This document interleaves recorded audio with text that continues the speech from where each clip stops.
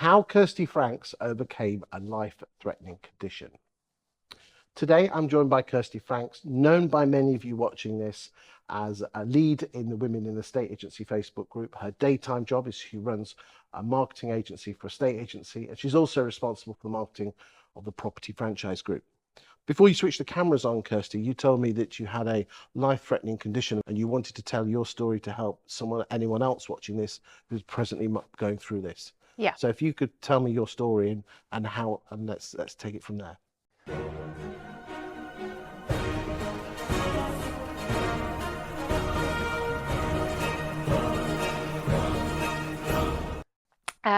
So this was only earlier this year.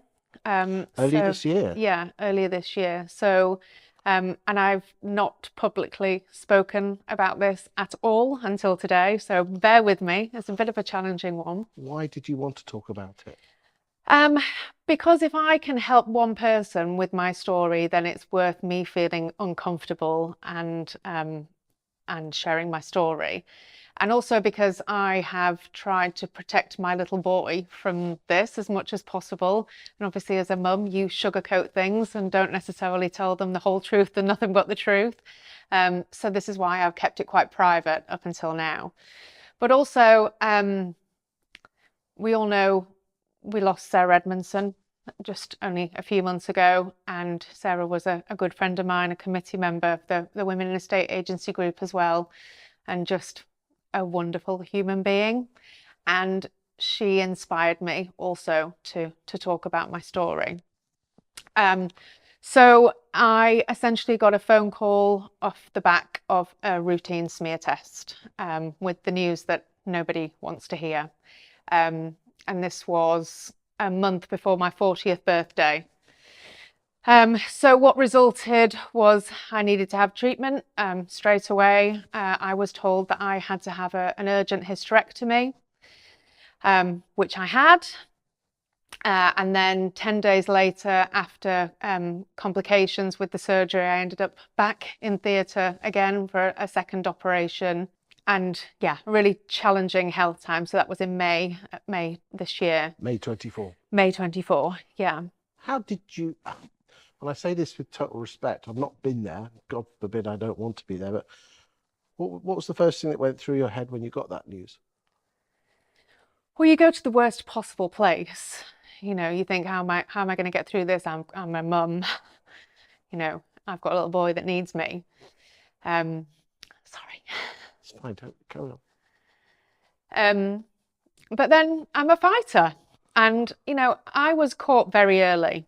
My diagnosis was caught very early because I have always been very regular when you get the letter through for the smear test, and most women will know.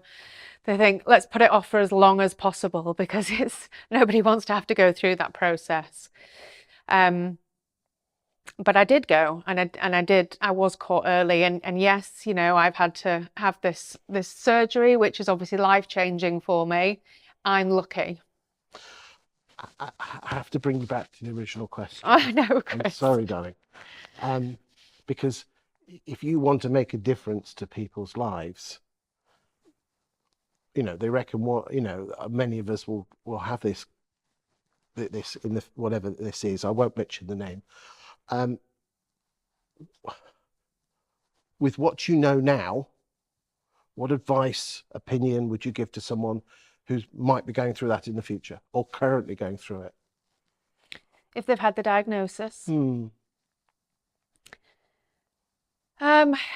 Everybody's situation is very different, and everybody copes with this news very differently. I think for me, I threw myself into living. But what I would say is you have to be kind to yourself. And you have to ask for help. I didn't do a very good job of that, and did I'm fine, I can keep working with the facade. Yeah, I'll just keep going. And actually, I had a number of people around me that just said, "Kirsty, stop." The analogy I've seen in the past or heard in the past is that you almost have to go down the well and drop to the bottom to be able to come back. Yeah. If you kind of protect yourself by not going to the bottom, Yeah. you're actually making it worse for yourself. But it's inevitable, I think. I think when you get news like this and you have a diagnosis, it's inevitable that at some point you're going to hit the bottom of that well. And I think I was just trying to distract myself or cling on to stop the fall being as quick by distracting myself. Are you saying, therefore, let yourself hit bottom? Yeah. Quit sooner? Yeah. But I think make sure that you've got your people around you to protect you in that fall. To bring you back. Yeah. So don't hide it. Talk to people. Yeah. But don't shout about it. And or to some people, that might be what they need to do.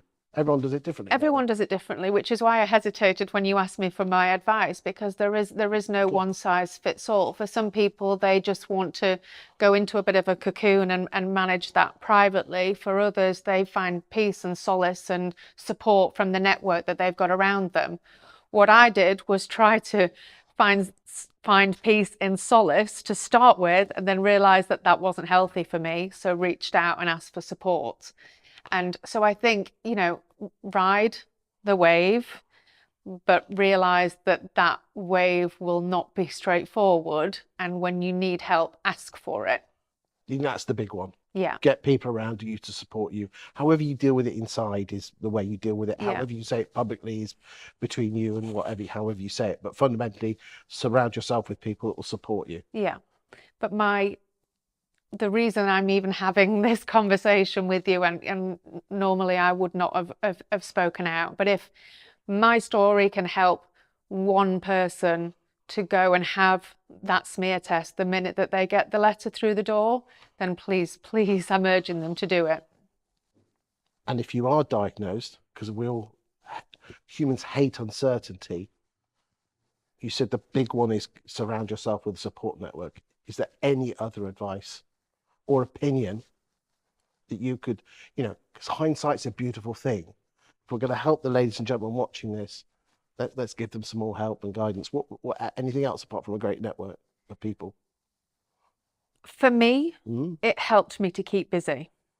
So I probably took that to the extreme from being on my laptop in the hospital bed and had to be shouted at by a few people, but I'm a bit of a workaholic.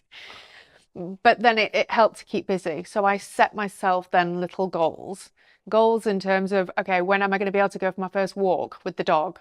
Okay, when am I going to be able to feel ready to go out and have a meal in a restaurant? When am I going to feel ready to step inside a gym again? That was way further down the line. But having little goals that I could set that didn't feel like you were just looking into the abyss without a plan. So basically what you're saying is this: if you are diagnosed with something that's not very nice, make sure you do get the diagnosis in the first place and don't run away from it. Number two, if you are diagnosed with something not very nice, surround yourself with the right people and allow yourself to fall to the bottom of the well, pardon the pun, but with support around you, so it's not soften the fall. Yes. And then on the way back up the well, set mini targets. Don't set big targets, mini step-by-step targets to enable you to come out the other side. Is that about right? And be kind to yourself. There you go. That was the cherry on the cake. Kirsty, thank you for your honesty today. And I hope that at least one of you watching this, that will help you on your journey if you're going through that. I wish you well. Thank you for your time. Thank you, Chris.